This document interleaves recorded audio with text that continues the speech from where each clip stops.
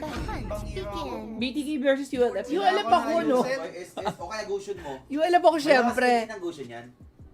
Lately, parang wala namang, parang hindi naman masyado impactful lang BTK sa mga, sa mga international tournament. Lately, unlike ang Parplex na ULF na ngayon, yan sila Rosa, sila TNZ, kita mo talaga na lumalason sila.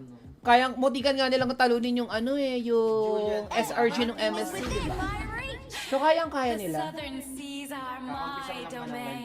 Imagine niyo na lang kung nung MSC na nalaso ng ULF, ng Parplex yung SRG. Kasi nag-1-1 yun eh. Nag-game 3 yun eh.